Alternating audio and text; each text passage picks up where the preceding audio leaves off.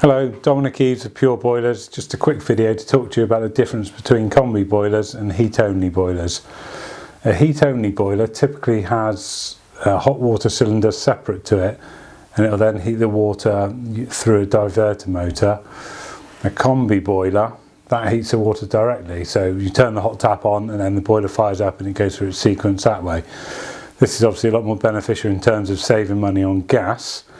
But if you get an issue with the boiler, you haven't got the backup immersion heater that you would have for the water with a heat-only boiler.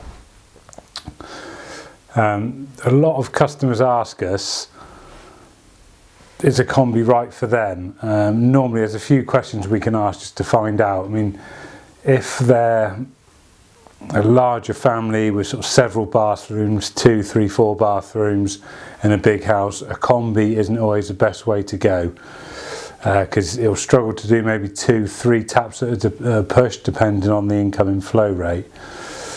If you're living in a smaller property, with a smaller family with 1, maybe 2 bathrooms, a combi is usually perfect, but there's a few sort of qualifying factors that we need to check beforehand.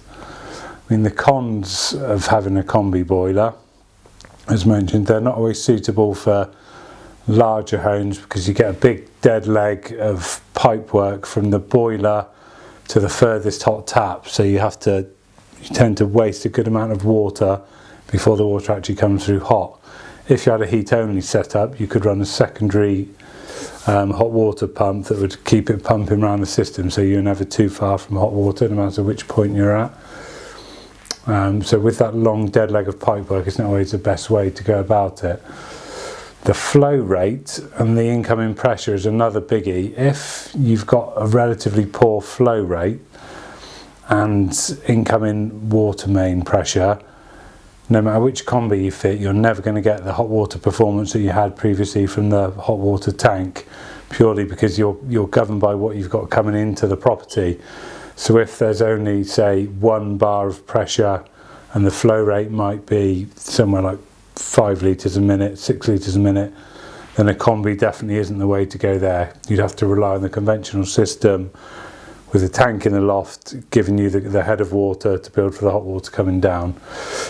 Where a combi comes into its own, usually in the slightly smaller property, up to 3, maybe 4 bed, it saves money on your gas bills, because you're only heating the water when you need it, so you're not always heating that hot water tank. It's only being used when you turn the tap on. They take up less space, typically in the kitchen, because they can normally fit into a cupboard. They're quite compact these days, so they don't take up the same amount of space. And also it frees up your airing cupboard, whereas typically you'd have the hot water cylinder. If you switch from a heat-only setup to the combi setup, you then gain that airing cupboard space back, which is obviously great for storage. The boilers that we fit into gas, they're very versatile. You can fit a combi and still have it set up as a heat only or both. So you could have it working as a combi, doing say 1 or 2 taps, but still heating a tank of water as well. And this is what we found to be best with these. So that's it for now. We'll be back tomorrow with another one.